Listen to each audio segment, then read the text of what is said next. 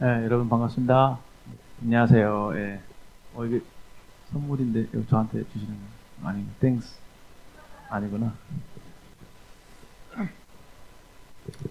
어, 잘 지내고 계시죠? 날씨가 많이 덥죠? 예, 덥습니다. 저는 오늘 좀 아이들과 시간을 보내려고 예, 낮에 나갔다가 엄청 뼈아끝에 고생하다가 지금 아주 운전하고 오는데 너무 졸리더라고요. 그래서 사고 날까 겁나더라고요. 그래서 찬양을 크게 틀어놓고 크게 찬양을 목 아프듯이 부르니까 조금 낫더라고요. 그래서 그렇게 해서 이렇게 왔습니다. 정신이 지금 아직 그 맑은 상태는 아니지만 이 앞에 서니까 또 주님도 힘을 주시는지 두통도 좀 없어지고 조금 기운이 나는 것 같고 그렇습니다. 아무튼 반갑고 여러분들 이렇게 또 이 좋은 날 주님 말씀 사모해서 나오신 것으로 알고 주님께서 이렇게 말씀으로 복을 주시기를 바랍니다. 오늘 말씀은 요한일서 4장에 있는 말씀이죠. 요한일서 4장. 저희가 지난번 2장에서 그 적그리스도에 대한 말씀을 들었죠. 그 요한일서에서는 적그리스도에 대한 그 적그리스도를 또 거짓의 영을 분별하라 라고 하는 명령을 우리에게 주고 있습니다. 오늘 말씀의 그 주제 제목이 사귐, 그분의 소리를 구별함으로, 분별이에요, 분별. 영들을 분별하는 그런 지혜가 얼마나 필요한가, 이것에 대해서 이 본문 말씀 우리에게 말씀해 주고 계십니다. 근데 이 사귐이 온전해지기 위해서 우리가 주님의 음성, 하나님의 영이 가르친 그 말씀을 잘 분별할 수 있어야 한다라는 것이죠. 저희도 이제 디모데후서 말씀도 공부하고 있고, 저희가 거짓 교사에 대한 말씀 많이 드렸죠. 특히 이제 요한일서는 거짓 가르침 중에 뭐가 있다고 했죠? 대표적인 그렇죠, 영지주의. 영지버섯이 아니라 영지주의. 그렇게 이해하시면 된다고요. 너무 이렇게 너무 정색하지 마시고 영적인 지식 이거예요. 그러니까 영적인 지식을 내세우는, 나는 영적인 특별한 지식이 있다라고 주장하면서 너희들은 그 지식을 알지 못하지 우리는 알아. 너희들이 어떤 하나님의 그 경지에, 신의 경지에 이르기 위해서는 영적인 지식이 필요한데 이것은 특별한 사람들에게만 주어진 그런 깨달음이다 라고 하는 것이죠. 그래서 보통 성도들 또는 보통 신자들로부터 자기를 구별해내는 특권의식 같은 그런 마음을 가진 사람들이 이제 영지주의자들이었습니다. 근데 이들의 가르침은 계속 반복 학습 해드립니다. 이들의 가르침은 어떤 가르침이었냐? 영적인 것은 선하다, 거룩하다. 그러나 육체적인 것은 부정하다. 그렇게 가르쳤던 거예요. 악하다. 육체적인 것은 악하기 때문에 악하다. 그렇게 가르치죠. 그리고 그들이 말하는 여러 신들이 있어요. 그걸 에온이라고 한답니다. EON, 에온이라고 하는데요. 그 많은 여러 몇십 명의 신들이 있는데 그 신들을 이제 레벨을 나누는 거예요. 그래서 인간 세상에서 가장 멀리 있는 그 신이 가장 거룩한 신이고 가장 높은 신이래요. 그리고 인간 세상과 가장 가까운 신이 가장 저급한 신이래요. 그렇기 때문에 예수님은 신성을 부인하는 것이죠. 예수님이 인간이 되실 수 없다라고 얘기하는 거예요. 어떻게 하나님이 그 가장 거룩하시고 높으신 하나님이 사람이 될 수 있느냐? 그건 불가능하다라고 얘기하는 것이죠. 왜냐하면 예수님은 인간이 되신 거잖아요. 그렇죠? 그래서 예수님의 성육신을 그런 식으로 부인하는 것입니다. 영적인 것만 선하고 육신은 악하기 때문에 어떻게 선한 신이 이 더러운 육신을 입을 수 있느냐, 악한 육신을 입을 수 있느냐, 이렇게 얘기했던 거죠. 그러니까 이 세상의 어떤 현실, 육신 결국 현실이잖아요. 인간이 육신을 입고 살아가는 이 모든 것들 불결하게 여기고 부정하다 여기고 영적인 것만 거룩하다고 여기기 때문에 예수님께서 육신을 입고 오신 것을 거부하는 그런 가르침, 그리고 예수님의 신성을 부인하는 그런 가르침을 했던 것입니다. 하여튼 어떤 방향으로 그들이 가르쳤든지 간에 그들은 예수님을 부인했던 사람들이다. 예수님의 성육신을 부인했던 사람들이라는 것을 우리가 알 수 있죠. 4장 1절부터 한 말씀씩 자세히 보시면, 사랑하는 자들아 영을 다 믿지 말고 오직 영들이 하나님께 속하였나 분별하라. 많은 거짓 선지자들이 세상에 나왔습니다. 영을 다 믿지 말고 영들이 하나님께 속하였나. 그러니까 하나님께 속한 영들이 있고 그렇지 않은, 하나님께 속한 영이 있고 그렇지 않은 영들이 있다고 하는 것이죠. 그 영들이라고 하는 것은 뭐고 또 영은 뭘까 했을 때 한마디로 하나님께 속한 영, 또 하나님의 영은 성령이죠. 그렇죠? 네, 하나님께 속하지 않은 영들이 있어요.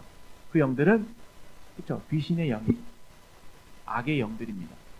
근데 이것이 굉장히 혼재되어 있어서 사람들이 그것을 분별하기가 참 쉽지가 않아요. 심지어 구원받은 성도라 할지라도 쉽게 미혹될 수 있습니다. 여러분들도 그래요, 그렇죠? 저도 예외가 아닙니다. 그래서 우리에게 필요한 것이 무엇이죠? 하나님 말씀이죠. 이 요한 1서를 기록한 이유 중에 하나가 성도들로 하여금 올바른 가치관을 갖도록, 올바른 하나님 말씀에 대한 분별력을 갖도록 도와주기 위해서 이 요한 1서를 썼다고도 볼 수 있습니다. 영을 다 믿지 말고, 영을 믿지 말라는 말은 무슨 말이냐면, 구체적으로 여기 거짓 선지자들 있죠. 거짓 교사들이 실제로 그 지역 교회에 있었습니다. 그래서 그들이 막 굉장히 대단한 지식을 가지고 또 영지주의자나 아니면 그 세상의 철학적인 그런 사상에 영향을 받아서 자기 나름대로 어떤 논리를 만들어내서 하나님의 그 진리를 왜곡시키는 일을 했던 것이죠. 근데 그들이 굉장히 달변가였습니다. 말이 청산유수죠. 그러니까 그들의 논리를 이길 수가 없는 것이에요. 근데 그 거짓 교사들이 지역교회 안에 딱 들어왔는데 막 이상한 가르침을 하는 거예요.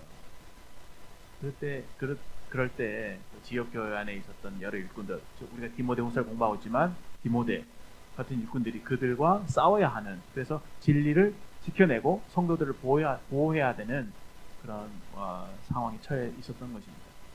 그런 일들이 참 비일비재했죠. 그래서 이제 저희들 서신서를 여러 군데 읽어가다 보면은 여러 많은 우리의 믿음을 위협하는, 또 공격하는 그 사상들, 이단 사상들이 많이 있습니다. 그 중에 대표적인 예로 아까 영지주의 나왔죠. 그다음에 율법주의가 있어요. 가장 대표적인 게 율법주의. 율법을 지킴으로 하나님께 의롭다 하심을 받는다. 하나님께 인정받으려면 율법을 지켜야 한다. 라고 하는 그런 가르침이었고, 그것은 우리 기독교 역사를 흘러오면서 그렇죠? 오랫동안 지배했던 사상 중에 하나죠. 심지어 계속 카톨릭에서 계속 그러한 행태가 이제 지내오다가 굉장히 카톨릭은 뭐냐면, 로마 카톨릭은 의식을 중요시 여기잖아요. 겉으로 드러나는, 그렇죠? 행위, 의식 이런 걸 중요시 여기거든요. 그걸 잘 하면은 뭔가 하나님께 받아들여지는 것 같아요. 그래서 심지어는 로마 교황청에서 면죄부를 팔죠. 면죄부를 판매합니다. 근데 그것에 대해서 마틴 루터가 오직 의인은 믿음으로 말미암아 살리라 하는 그 하나님 말씀에 엄청난 그 감명을 받고 용기를 내서 로마 교황청에 도전장을 내어 건 것이죠. 그래서 95개조 반박문을 써서 루터가 종교개혁을 일으키죠. 그때 이후로 사실, 그때가 얼마나요? 1500년대가 되나요? 그렇죠? 그 정도 해서 종교개혁을 일으키고, 그때 이후로 사실은 어떤 면에서 하나님의 그 진리의 복음이죠. 참된 복음이 이제 널리 이게 퍼지게 되는 그런 결과가 초래된 것이죠. 여튼 율법주의, 하나님의 말씀을 율법을 지켜야만이 또 유대교의 여러 가지 제도들을 지켜야만이 하나님께 인정받을 수 있다라고 하는 그런 생각들이 이제 교회 안에도 들어와서 예수님의 십자가의 은혜를 의지하기보다는 예수님 십자가 은혜도 은혜이고 거기다 뭔가 내 행위를 플러스 시켜야지만이 내가 하나님께 인정받을 수 있다, 구원받을 수 있다라고 하는 생각들.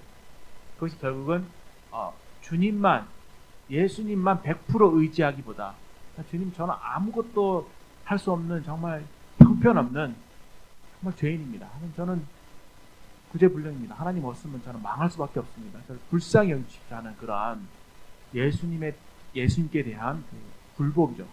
100% 굴복. 그 앞에서 무너지는, 깨지는, 그래서 그분께 엎드리는, 그분께 구원을 갈구하는 그런 낮아진 마음, 그럴 때 하나님의 은혜가 참 그 사람에게 임하게 되는 것이죠. 근데 율법주의적인 성향을 가진 사람들은 뭐 예수님의 십자가도 한 90%, 거기다가 내 행위도 한 10% 이렇게 계속 추가시키는 거예요. 그래서 결국은 뭐죠?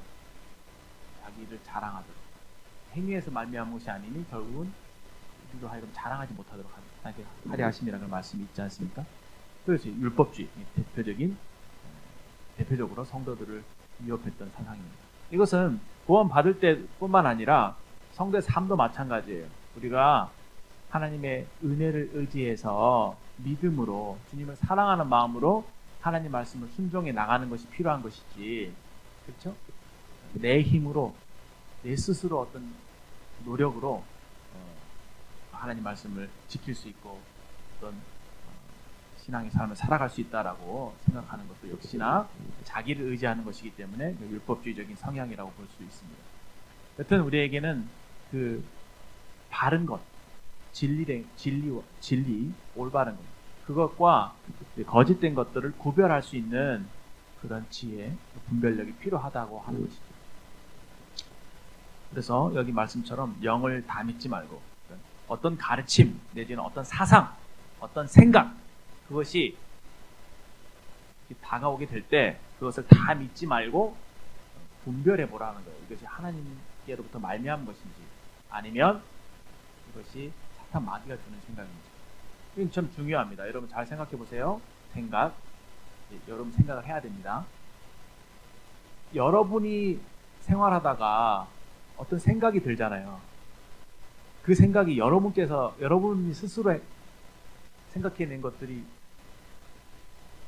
있나요? 그렇게 많지는 않을 거예요. 그렇죠? 생활하다 보면은 어떤 생각이 들죠. 생각이 찾아오지 않나요? 어떤 현상을 보게 될 때 그런 생각, 그런 마음이 저절로 생겨나는 것이죠. 그렇죠. 어떤 현상이 일어났을 때 그 현상을 보고 그동안 자기에게 학습된 어떤 그런 마음에 내재져 있던 생각들이 이렇게 생각나기도 하고. 근데 보면은 많은 경우에 생각이 사탄으로부터 오는 생각들이 많아요. 그렇죠? 그런 생각이 드는 겁니다. 나도 모르는 사이에. 어떤 뭔가를 바라보게 될 때 생각이 들죠. 다른 유다의 마음속에 사탄이 생각을 집어넣죠. 무슨 생각을요? 예수님을 팔려는 생각. 돈을 너무 사랑하다 보니까 유혹을 받는 것입니다. 돈을 사랑하니까 어떻게 할까 하다가 예수님 팔면 내가 돈 벌 수 있을까? 잠깐만 했다가 원래 해산 돈 챙기고 뭐 나중에 무마하면 되겠지 뭐 이런 식의 꾀를 냈는지 모르겠습니다. 그리고 어떤 생각이 하나님께로부터 오기도 해요. 근데 그것이 지금 내가 갖고 있는 생각이 하나님께로부터 생각인지 아니면 세상으로부터 또는 마귀로부터 온 생각인지를 분별할 수 있어야 된다라는 교훈을 한번 이 말씀과 함께 드려보고자 합니다. 두 번째 보면 2절에 이로써 너희가 하나님의 영을 알지니 곧이라고 했죠. 어떻게 하나님의 영을 분별할 수 있을까라고 했을 때 예수 그리스도께서 육체로 오신 것을 시인하는 영마다 하나님께 속한 것이래요. 자, 그러면 분명하죠. 여기 이 본문에서는 하나님께로부터 온 영, 생각, 이걸 어떻게 분별할 수 있느냐? 예수님의 성육신을 인정하는 것. 그리고 3절에 나와 있는 것처럼 예수를 시인하는 영, 그 영이 바로 하나님의 영, 성령님께서 하시는 일이다라는 것입니다. 특별히 우리 예수님에 관한 진리 가운데서 성육신 이 부분이 있죠. 이 부분이 왜 이 부분을 예수님에 대한 진리, 성육신의 진리를 인정하는 것이, 또 받아들이는 것이 왜 하나님의 영을 분별하는 일에, 또 사귐을 위해서 필요한 일인가, 왜 중요한가라는 부분에 대해서 조금 있다가 좀 생각해 보고자 합니다. 그래서 보면은 3절에 예수님을 시인하는 영마다 하나님께 속한 것이다 라고 했고, 시인하지 아니하는 영마다 하나님께 속한 영이 아니다. 이것이 바로 적그리스도의 영이다. 적그리스도라는 말은 anti-Christ, anti는 반대한다는 거죠. 예수님을 대적하는 영이다. 근데 이게 저희들이 조심해야 될 것이 뭐냐면은 이 거짓 가르침, 거짓 영들은 대놓고 반대하지 않거든요. 비슷하게 아주 진리처럼 보이는 유사하게 접근해 옵니다. 그 아담과 하와를 사탄이 유혹할 때에도 그렇게 말을 시작하잖아요. 하나님께 참으로 동산 모든 나무의 실과는 먹지 말라 하시더냐? 이렇게 접근하죠. 그러니까 아니 동산의 나무는 먹을 수 있으되 선하게 하기에는 나무의 실과는 먹지도 말고 만지지도 말고 뭐 그렇게 하라. 그런 거 말씀 얼버무리죠. 그러면서 죽을까 하느라, 반드시 죽는다고 했는데 죽을까 하느라 이렇게 말씀에 대한 분명한 그 확신을 갖고 있지 못했잖아요. 하와가. 그랬을 때 어땠습니까? 아니라 바로 새빨간 거짓말, 결코 죽지 않는다 하면서 하나님 말씀에 반대되는 얘기를 탁 집어넣죠. 이러한 전략을 사탄이 쓰고 있습니다. 그러니까 결국 겉으로 볼 때는 뭔가 말씀을 얘기하는 것 같고 좀 비슷한 것 같은데, 마치 두 직선을 걷는다고 했을 때 직선이 완전히 평행한 상태가 아니라면은 언젠가 만나잖아요. 그래서 아무리 이것이 비슷하게 간다 하더라도 약간 0.00001도만 틀어져 있어도 결국은 어떻게 됩니까? 어긋나죠. 그런 거죠. 거짓된 것은 그렇습니다. 참이라는 것은 바로 제로, 또 0도 이렇게 평행한 거죠. 일치가 됩니다.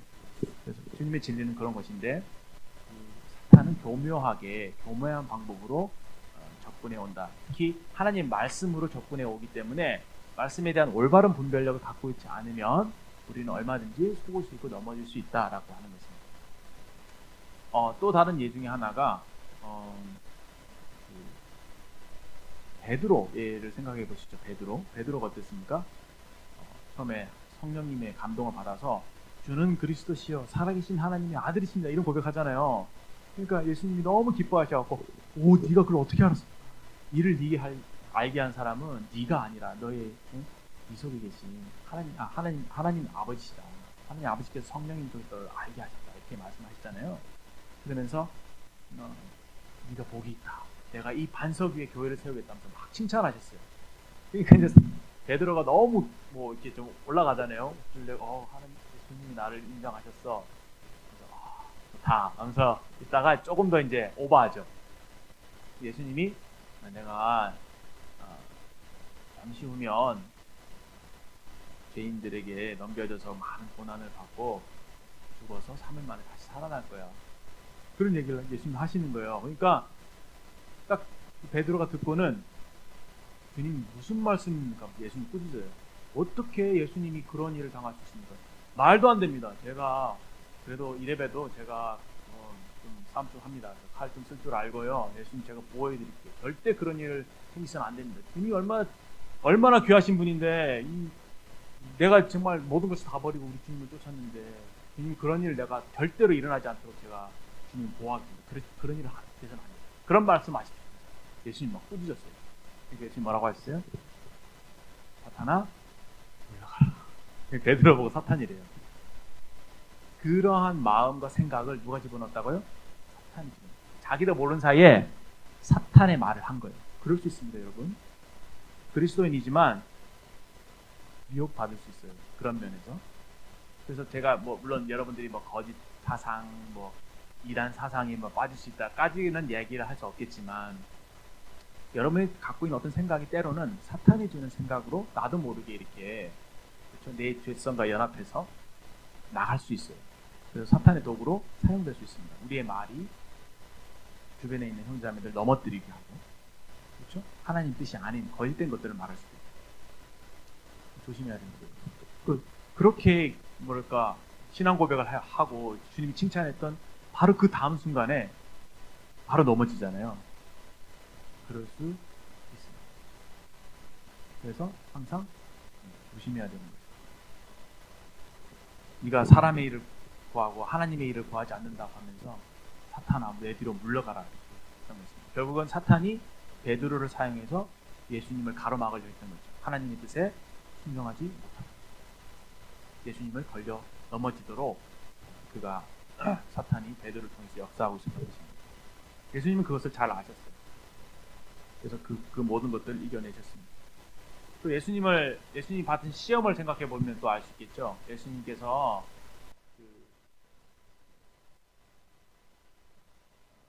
세례 요한에게 침례를 받으신 다음에 광야로 가셨죠. 성령에 이끌려서.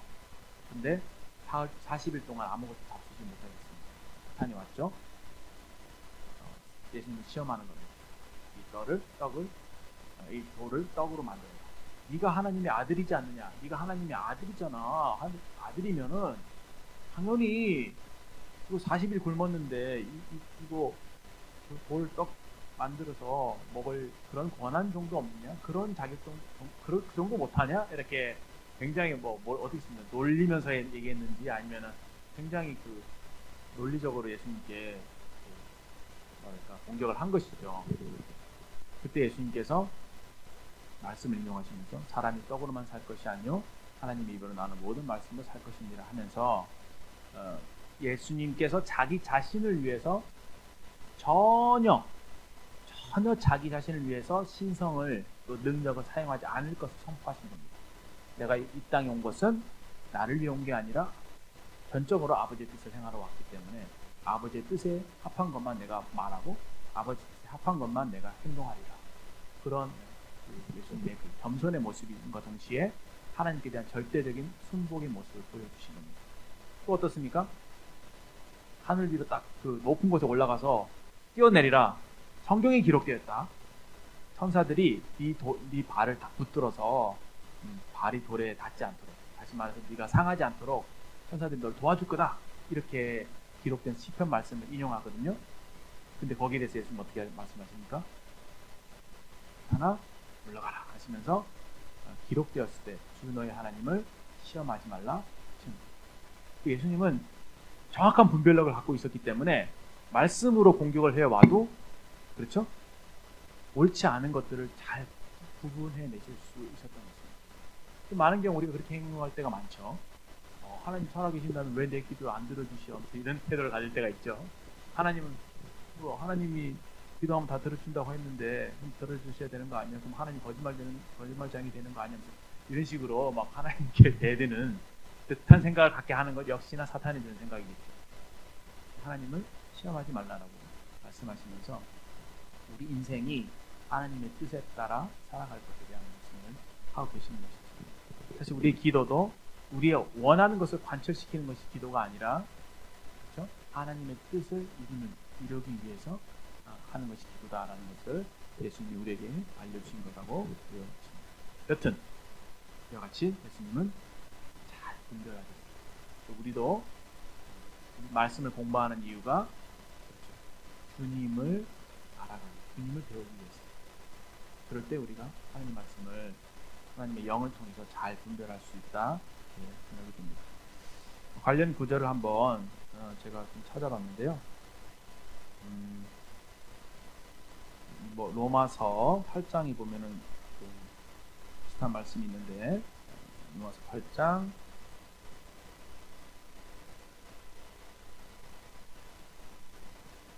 16절에 15절부터 너희는 다시 무서워하는 종의 영을 받지 아니하고 양자의 영을 받았으므로 우리가 아빠 아버지라고 부르짖느니라.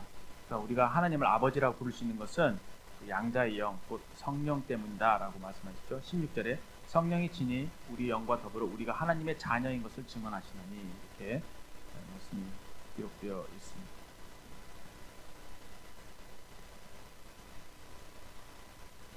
그리고 이제 고린도전서 1장에도 보면 비슷한 말씀이 있는데요. 고린도전서 1장 2장이죠. 2장 11절 2장 10절부터 보시면 고린도전서 2장 10절 오직 하나님이 성령으로 이것을 우리에게 보이셨으니 성령은 곧 하나님의 깊은 것까지도 통달하시느니라. 11절 하나님의 일을 사람의 일을 사람의 속에 있는 영 외에 누가 알리요? 이와 같이 하나님의 일도 하나님의 영 외에는 아무도 알지 못합니다. 그래서 우리에게 두 가지가 필요해요.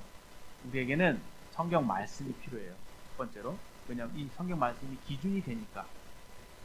이해되십니까? 성경 말씀, 이 기록된 성경 말씀을 우리가 읽게 될 때 성령의 도우심을 받으면 우리가 하나님을 알게 됩니다.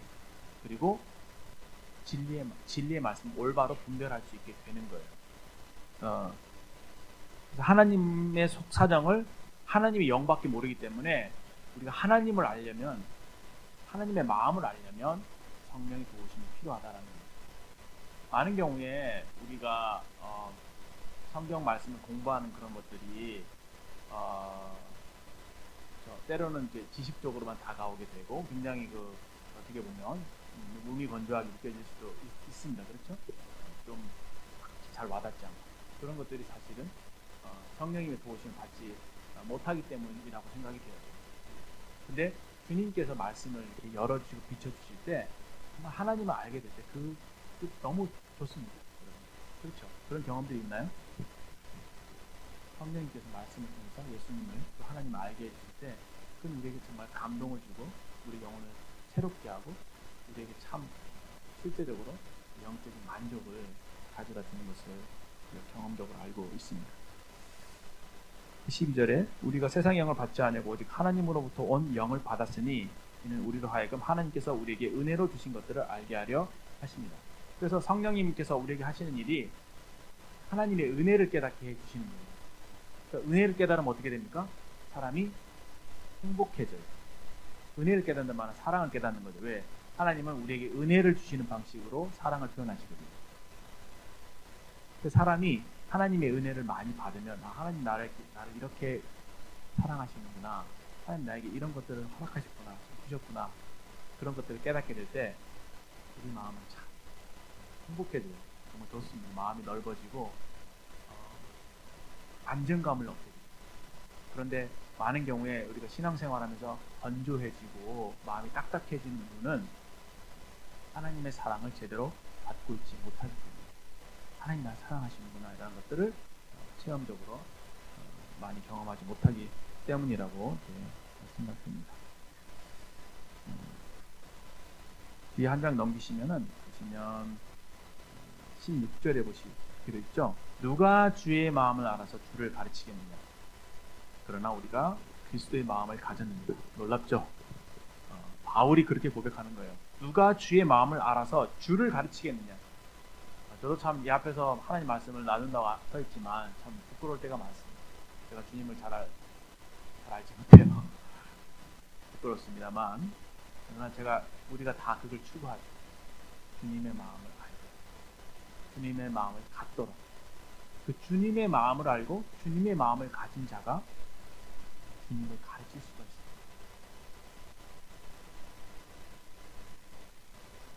그래서 결론적으로 우리에게는 기록된 성경 말씀과 함께 성령님의 도우심이 필요하다. 그럴 때 진리의 영, 진리의 말씀을 옳게 분별할 수 있다고 생각되어지고 또 여러 면에서 하나님 말씀을 잘 공부할 필요도 있어요. 그렇죠?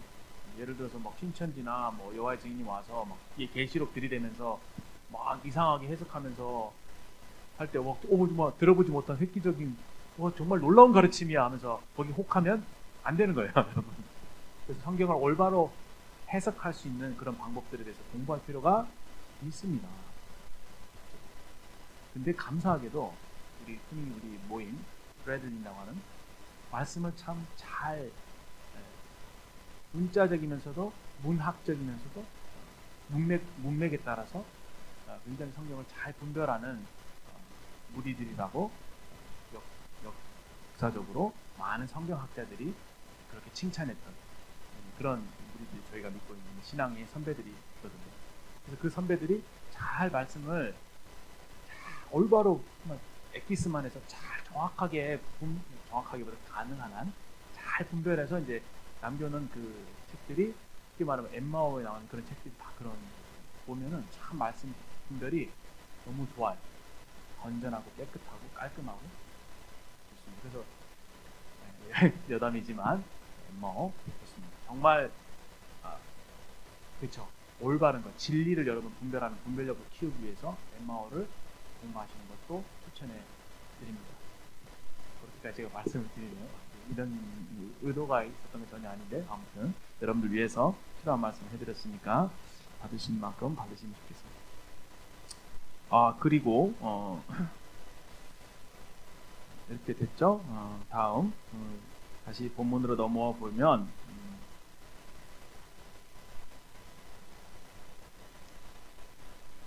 4절에 보시면 자녀들아 하면서 너희는 하나님께 속하였고 그들을 이겼나니 이는 너희 안에 계신 이가 세상에 있는 자보다 크심이라. 우리 안에 계신 주님, 우리 안에 계신 성령, 세상에 있는 자. 세상에 있는 자는 누굽니까? 다 마귀, 악의 영들, 그들보다 더 크시래요. 그들을 이기셨습니다. 그런데 그들은 세상에 속하였기 때문에 세상에 속한 말을 한대요.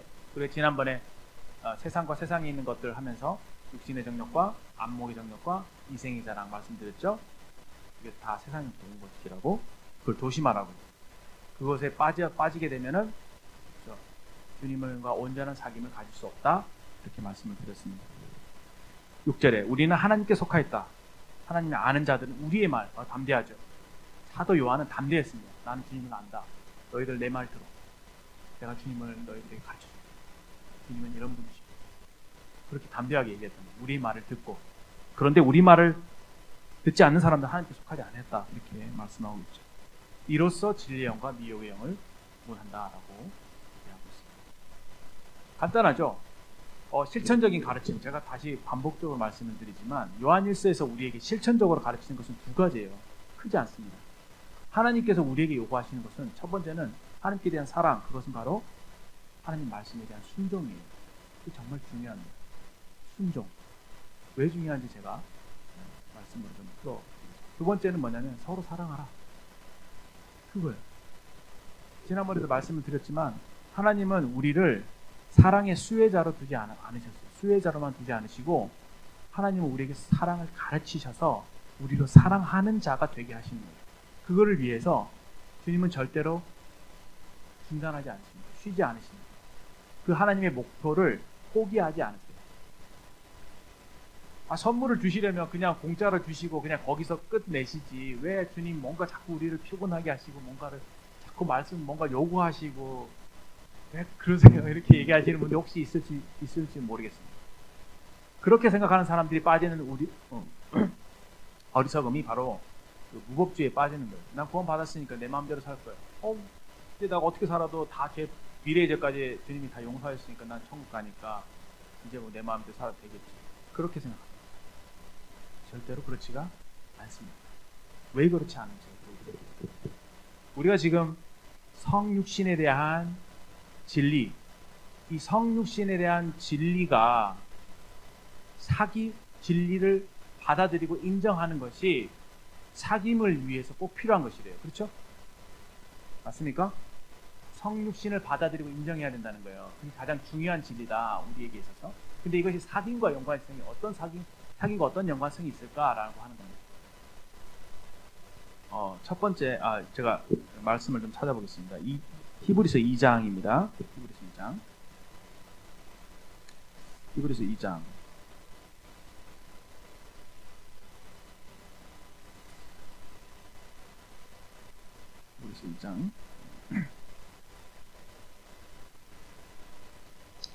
그 예수님의 성육신에 대해서 이렇게 설명을 하고 계시는데요. 7절, 2장 7절. 그를 잠시 동안 천사보다 못하게 하시며, 그는 예수님이죠. 영광과 존귀로 관시우시며. 천사보다 잠깐 동안 목타게 하셨다는 말씀이 성육신이에요. 그렇죠? 그리고 영광과 존귀로 관쓰신 거예요. 그 성육신에 어떤 의미가 있는지 보시면 9절. 우리가 천사들보다 잠시 동안 못하게 하심을 입은 자, 그 성육신하신 예수 그리스도, 곧 죽음의 고난 받으시. 그러면 성육신은 뭐와 관계 있다고요? 죽음의 고난. 죽음과 고난이에요. 그냥 죽음이 총살 팡 이렇게 죽는 죽음이 아니라 뭐 조수용 이런 죽음이 아니라 병 걸려 죽는 죽음이 아니라 고난과 관계가 있는 거예요. 우리는 이것이 예수님의 십자가의 고난, 그리고 예수님이 육신을 입고 오셨으므로 당하신 모든 고난이라는 것을 알고 있습니다. 죽음의 고난, 그것이 성육신과 관계가 있는 거예요. 다시 말해서 예수님께서 이 육신을 입고 오신 것은 죽음의 고난을 받으러 오신 것이다. 됐죠? 그런데 9절에 영광과 존귀로 관쓰셨다. 이 성육신이 죽음의 고난이 무엇과 연관이 있다고요? 영광과 존귀와 관계가 있대요. 그렇게요. 자, 생각해 보십시오. 10절. 그러므로 만물이 그를 위하고 또한 그로 말미암은 이가, 이건 창조주를 말씀하고 있죠. 만물, 창조주 하나님, 많은 아들들이래요. 누구죠? 여러분과 저, 하나님의 자녀들, 아들들을 이끌어 어디에 들어간다고요? 영광에 들어간대요. 예수님께서 우리를 구원하신, 하나님이 우리를 구원하신 그 구속의 사역은요, 단지 우리를 지옥 가지 않게 죄 문제를 해결하셔서 우리를 그 수렁에서 건져내시는 것만이 아닌 거예요. 하나님의 뜻은 우리를 그렇게 건져낸 상태로만 두시는 것이 하나님 뜻이 아니셨고, 우리에게 예수님과 같은 의의 선물을 허락하시고 우리를 완전히 거룩하게 하신 다음에 결국은 우리의 수준을 높이시는데, 어느 수준까지 높이시냐면 예수님의 수준까지 높여주시는 거예요. 그래서 예수님과 동일한, 예수님께 걸맞는 그런 영광을 주시는 것이 하나님의 뜻입니다. 다른 성경 구절에서는 이 영광을 복이라고 설명하고 있죠. 여러 가지 많은 복들. 그러니까 하나님의 속성은요, 후하신 분이에요. 그러니까 우리가 죄에서 건짐을 받아야 되는, 구원이 필요하니까 구원을 선물로 주시는데 그치는 것이 아니라 구원받은 우리에게 넘치도록 하나님의 좋은 것들을 부어주시는. 근데 하나님께서 우리에게 선물을 주실 때 가장 큰 선물은 무엇일까 했을 때 바로 하나님과의 사귐, 하나님 자신이에요. 왜냐? 하나님만이 우리를 온전히 만족시킬 수 있는 분이에요. 그분이 가장 높으시고 가장 아름다운 분이십니다. 인간은 하나님을 사랑하고 하나님께 예배할 때 참 만족과 기쁨을 얻도록 지으셨습니다. 그러니까 이 사귐이 결국 우리를 구원하신 하나님의 목적이다라고까지 말씀드릴 수 있겠습니다. 자, 보세요. 그러면 영광이라는 표현을 아시겠죠? 영광은 결국 그리스도를 담는 것이다. 근데 사귐을 위해서는 그리스도를 담는 게 필요하죠. 왜 그럴까요? 수준이 맞아야지 얘기를 하니까. 그렇죠? 관심사가 맞아야 되니까. 여러분, 사귐을 위해서 제가 뭐가 필요할까 생각을 해보니까 첫 번째는 관심사가 필요하더라고요. 여러분, 친구들끼리 누구들끼리 만나서 교제를 대화를 해보다 보면 서로 관심사가 너무 달라. 그럼 공감대가 전혀 형성이 안 되죠. 그렇지 않나요?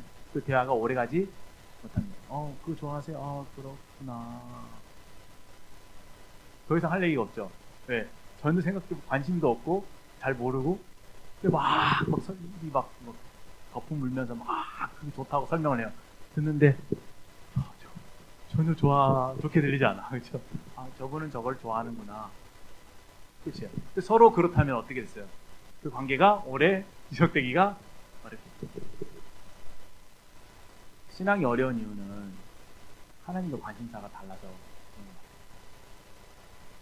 근데 하나님을 정말 사랑하는 사람은 하나님과 관심사가 같아요.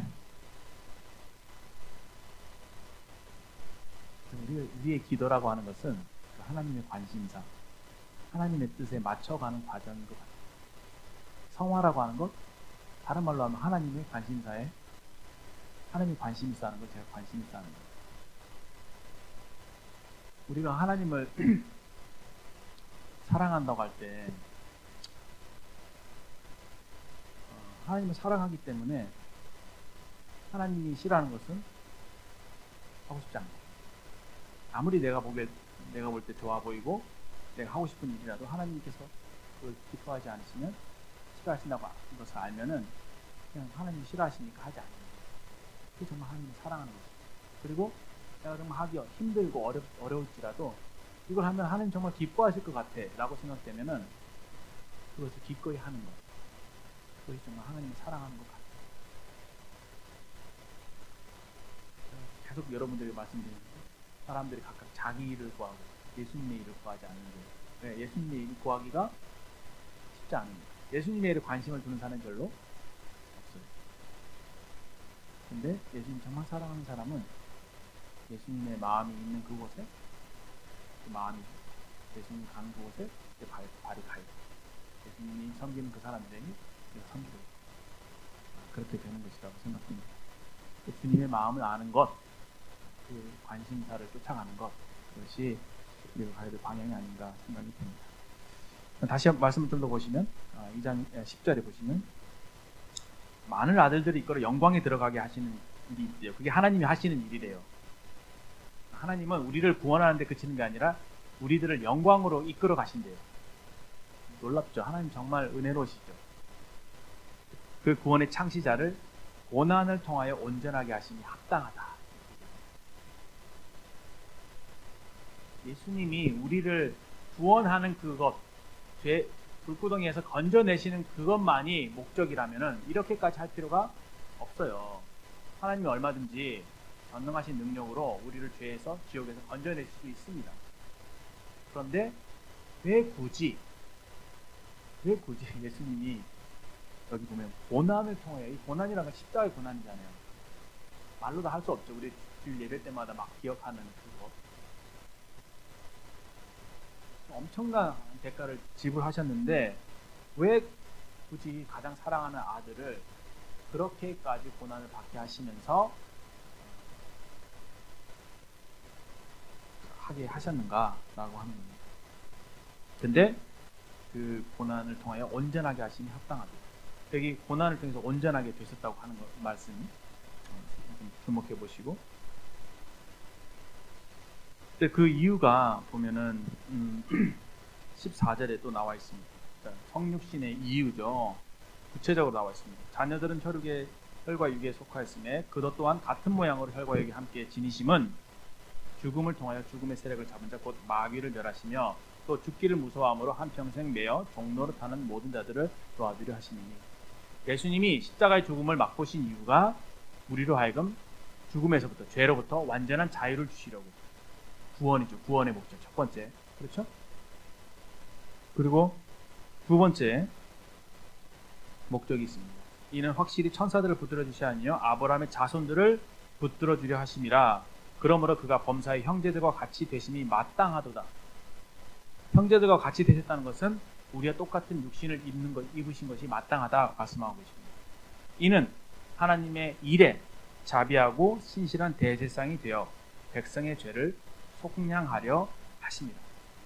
여기 대제사장이 되셨어요. 예수님이 계속 제물이 되신과 동시에 대제사장이 되셨대요. 계속 제물이 되셔서 우리의 죄를 속량하셨어요. 그런데 대제사장이 되신 것은 18절에 나와 있는 것처럼 그가 시험을 받아 고난을 당하셨은즉 시험 맞는 자들을 능히 모시느니라. 이 부분이죠. 왜 주님이 성육신 하셨는가? 육신을 입고 이 땅에 오셨는가? 왜 인간이 되셨는가에 대한 또 다른 이유, 그것은 결국은 우리를 하나님의 자녀로 만드시기 위하십니다. 우리와 동일한 육신을 입고 이 땅에 오셔서 육신을 입은 사람이 어떻게 하나님께 순종하고 복종하고 그 뜻을 이룰 수 있는가를 보여주신 겁니다. 그래서 우리로 하여금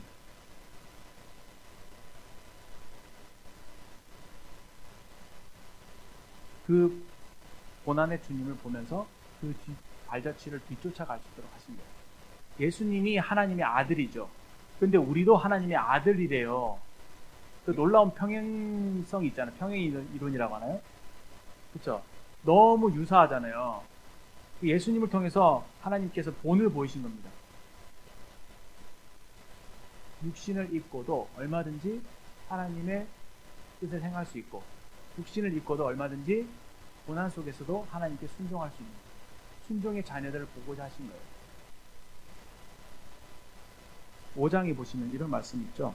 5장 8절, 그가 아들이시면서도 받으신 고난으로 순종함을 배워서 온전하게 되었은즉 자기에게 순종하는 모든 자에게 영원한 구원의 근원이 되시고. 어떤 의미에서 여러분, 구원은요, 죄에서 건진받는 것만이 구원이 아니에요. 하나님의 눈에는요, 우리가 중생에서 하나님의 자녀로 태어난 것만이 구원이 아니에요. 우리가 하나님의 온전한 사람으로 자라가는 것, 그리스도의 장성한 분량에 이르는 것이 하나님의 목적이에요. 그렇게 돼야지만이 하나님의 마음이 시원해지는 거예요. 하나님 뜻이 온전히 이루어지는 겁니다. 그런 의미에서 저는 그 성수까지가 온전한 구원이라고 말씀드릴 수 있을 것 같아요. 물론 칭의의 의미에서 우리가 중생, 칭의, 우리가 흔히 얘기하는 구원받는다 라고 한 구원, 그거는 정말 시작에 불과한 거거든요. 온전한 것은 아니란 말이죠. 우리가 태어난 간단하기도 온전하다고 얘기할 수 있나요? 그렇지 않아요. 하나님이 우리를 구원받게 하신 이유, 거듭나게 하신 이유는 결국은 아들 예수 그리스도를 닮는 사람들로 우리를 만드시기 위한 거예요. 왜? 그렇게 예수님의 수준이 돼야지만이 우리가 하나님과의 사귐 속으로, 온전한 사귐 속으로 들어갈 수 있습니다. 아까 관심사에 대한 말씀을 드렸죠? 성향에 대한 말씀도 드려볼까요? 두 사람이 대화를 나누는데 두 사람의 성향이 너무 달라요. 이 사람의 성향은 굉장히 이타적이에요. 그래서 뭐 대화를 하면은 상대방을 배려하면서, 그렇죠? 굉장히 나이스하고 친절하게 참 그 교양 있게 말을 잘 하죠. 근데 여기 있는 사람은 막 말만 했다 하면 그 성향 자체가 너무 이기적인. 그러니까 이 사람이 선한 의도로 한 얘기에 대해서 이 사람이 막 이기적으로 해석을 하는 거예요. 그러면 두 사람의 관계가 어떻겠습니까? 대화가 잘 이루어지지 않을 뿐더러 교제가 잘 되지 않겠죠. 이 사람은 선한 것을 좋아하는데 이 사람은 악한 것을 좋아해요. 그럼 둘이 어울릴 수 있겠습니까? 그래서 예수님이 우리를 거듭나게 하셔서 우리를 예수님과 같은 그 형상으로 빚어 가시는 거예요. 그래서 하나님의 뜻이, 여러분 우리는 요즘 욥기에 대해서 많이 공부하고 있잖아요. 욥의 고난? 많은 해석들을 할 수가 있겠죠. 그리스도인의 고난? 그것이 죄로 말미암아 받는 징계든 아니면은 까닭 없이 하나님께 주신 어떤 그런 고난이든, 그 목적은 뭐냐면은 결국 인간이 고난이 없으면요 감사를 몰라요. 모든 것이 다 자기 권리인 것처럼 생각하고 자연스럽게 내 것이냐 생각하고 감사를 모릅니다. 그러면은 사람이 감사를 모르면 불행해져요. 왜? 불만만 생깁니다. 근데 그 하나님께서 우리에게 주셨던 것들을 가져가세요. 그럼 그때 비로소 우리가 그것이 얼마나 고마운 것인지를 깨닫게 됩니다. 하나님께서 우리에게서 걷어가세요. 그러면 우리 마음이 낮아지고 겸손해집니다.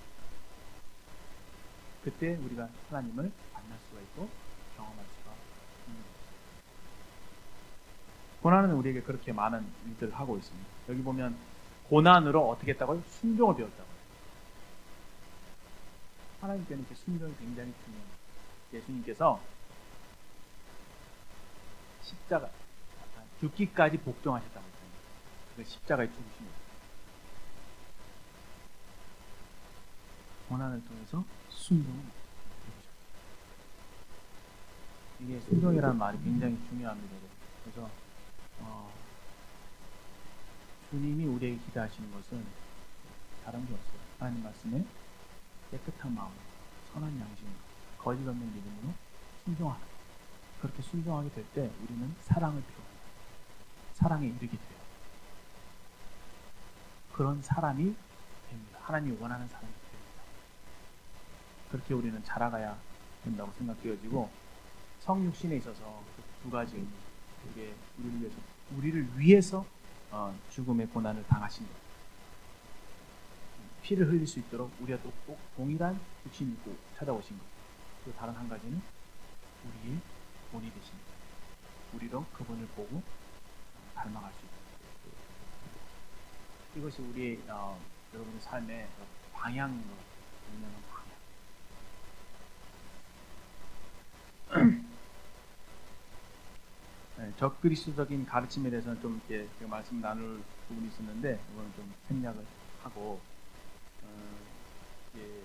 이단 사상, 여러분 이단 사상을 잘 분별하셔야 되는데, 이단 사상을 분별하는 데서는 두 가지 부분을 생각해 보면, 첫 번째는 거짓을 분별하려면은 진품을 잘 알아야 돼요. 그래서 하나님 말씀을 열심히 읽으시면 좋습니다. 왜 좋냐? 성경은요, 성경으로 성경을 푸는 통일성이 있기 때문에. 그래서 이 말씀의 뜻을 이해하려면은 다른 여러 가지 성경 말씀과 비교해 보면은 그 말씀의 의미가 분명해지죠. 그래서 성경을 많이 읽는 분들이 말씀에 대한 분별력이 좋아집니다. 그래서 많이 읽으세요. 진짜. 많이 들으시고 많이 읽으세요. 그러면 하나님 말씀이 어느 방향성이 있다는 것을 알게 되시죠. 그 방향성과 크게 이제 벗어나지 않으면 잘 분별하신 거예요. 아시겠죠? 그리고 두 번째는 이단 사상의 공통점은요, 그 열매로 알 수 있어요. 열매로. 그 열매로 알 수 있는데, 보면은 대부분의 경우 도덕적인 타락을 가져옵니다. 어떤 타락이요? 돈을 사랑해요. 그리고 다른 한 가지는 성적으로 물러요. 많은 공통점인데 그 두 가지가 대표적인 공통점이고, 특히 한국 사회에 있어서 돈이 하나님입니다.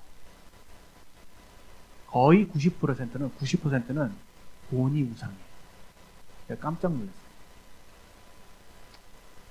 이혼에 있어서도 이혼 사유의 거의 90%는 돈 때문이래요. 모든 가치 기준이 다 돈이에요. 그나마 서양은요, 제일 여러분 가치 있게 생각하는 게 뭡니까 했을 때, 패밀리, 가족, 꿈, 드림, 이런 거 생각하거든요. charity, 자선, 누구 베풀고, 좀 여유가 있어요. 그런데 우리나라 사람들은요, 그냥 돈이에요. 그 한국 사회 구조가 그렇게 만들어버렸어요. 여러분들 우리나라 엔터테인먼트 좋고 우리나라 잘 나가고 있어, K 문화, K-팝 좋은 측면이 있습니다만, 우리는 많이 앞서 있잖아요. 여러 가지 그 모바일이나 이런 데서 앞서 있죠. 그 배달 문화. 잘 뜯어보시면 다 그런 모든 것들이 우리로 하여금 그 물질주의, 소비 이런 것들을 계속 충족시킵니다. 그래서 결국은 돈을 우상으로 만들고 있죠. 우리나라의 부동산 문제, 그것 때문에 자유로운 사람이 별로 없어요. 결국 돈을 우상으로 성경이 만들게 되어 있어요. 그러다 보니까 정말 하나님을 믿는 믿음으로 자족하는 마음으로 살라고 말하기가 어려운 시대예요.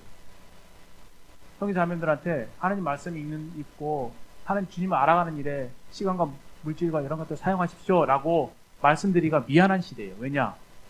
그것 외에 열심히 노력하지 않으면, 경쟁하지 않으면 세상에 살아남을 수 없을 것처럼 보이거든요.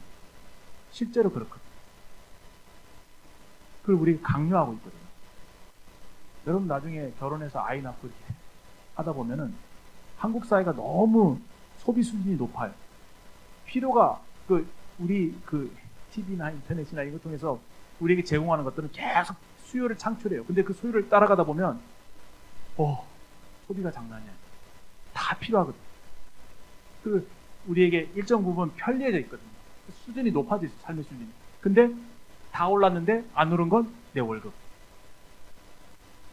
그러니까 어때요? 우리가 물질에 만문신을 섬길 수밖에 없는 사회 구조가 된 거예요. 또 어떤 분이 우리나라는 정말 돈을 사랑한다. 우리나라 사람 정말 돈 사랑한다. 모든 판단 기준들이, 가치 기준들이 다 돈이라고.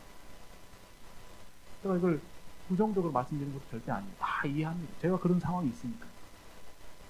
근데 하나님 말씀을 들여다 보니까 너무 두려운 거예요. 말세에 고통하는 때가 되니 사람들이 자기를 사랑하고 돈을 사랑합니다. 제가 그럴까 봐 참 두려워요. 하나님 말씀이 있는데 그 거짓 가르침들, 오늘 말했잖아요. 적그리스도적인, 반그리스도적인 가르침들이 들어와서 신앙생활 잘하려면 그래도 이 앞가림 정도는 해야지. 물론 맞는 말씀입니다. 근데 그것이 꼭 우리로 하여금 물질을 추구하게 만든다든지 돈을 사랑하게 만든다든지 그럴 위험성이 얼마든지 있다는 것을 여러분들 말씀드립니다. 직업은요 그냥 1차적으로 겉으로 볼 때는 돈을 버는 수단이긴 맞아요. 그러나 그것이 가치가 아니에요. 제가 지난 시간에 말씀드렸죠. 그리스도인들은 무엇을 이웃사랑을 실천하도록 하는 게 하나님 뜻이라고요. 교회 안에서는 형제 사랑이고 바깥으로는 이웃 사랑이에요. 근데 이웃 사랑을 나의 직업을 통해서 실현하는 거예요. 그게 그리스도인의 직업관이라고 생각해요. 어떻게 하면 내가 다른 사람을 유익하게 하는 일에 나의 직업을 사용할까? 그렇게 핀트를 맞이고 그렇게 직장생활을 하는 거예요. 그리고 주님이 주신 물질을 가지고 내가 어떻게 하면은 주님을 섬기고 다른 사람을 섬기는 일에 내가 이것을 사용할 수 있을까를 고민하는 사람. 내 삶의 기준이 이기적인 목적이 아니라 항상 다른 사람을 위해서 열려있는 이타적인 사람. 그런 사람을 살도록 주님 우리를 부르신 거잖아요. 그렇죠? 그래서 하나님의 사랑, 순종, 이웃 사랑, 그렇죠? 형제 사랑, 이것을 여러분들이 실천하는 방향으로 여러분의 인생의 방향을 잡으시고 그 외에 여러 가지 것들, 세상의 것들 가능한 한 좀 이렇게 SNS나 이런 것 좀 줄이시고 세상을 너무 많이 들여다보지 마십시오.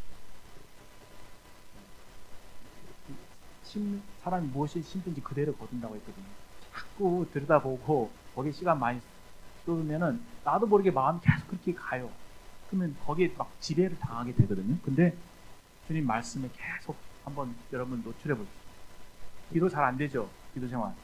기도 챌린지 안 되는 거 아세요? 저도 잘 안 돼요. 왜 안 되느냐? 하나님 말씀이 없어서 그래요. 주님이 내게 깨닫게 해주시는 그 말씀이 계속 쌓이잖아요. 그러면은 그 말씀이 연결되고 쌓여서 여러분 삶이 풍성해지는 거거든요. 그러면 예수님께 하고 싶은 말들이 너무 많아요. 그러면 기도 시간이 1시간 더 짧아요. 그 말씀 속에서 내 문제를 바라보고 형제자매들의 사정을 생각하게 될 때 주님의 뜻에 합한 기도를 드릴 수가 있어요. 그러면 너무 기뻐요. 왜? 내가 하나님 뜻에 합한 기도를 하고 있거나 자각하게 됩니다. 그리고 그 기도 시간이 내가 하나님께 뭔가 요구하는 시간이 아니라 하나님께 대화하는, 하나님을 사랑하는 시간이 되거든요. 그 교제 시간을 통해서 주님의 사랑을 충분히 여러분들 받게 되는 것 같아요. 그리고 이런적으로 말씀드립니다. 이것이 현실이 되길 바랍니다. 여러분. 첫 번째로 필요한 그래서 하나님 말씀이 내 속에 풍성히 거하는 것. 한 몇 말씀이라도 내 마음에 계속 담아두는 것. 그게 필요하다고 말씀드리고 그 말씀을 기준으로 그 말씀을 가지고 주님께 기도해 보십시오. 여러분의 삶이 참 풍성해질 거라고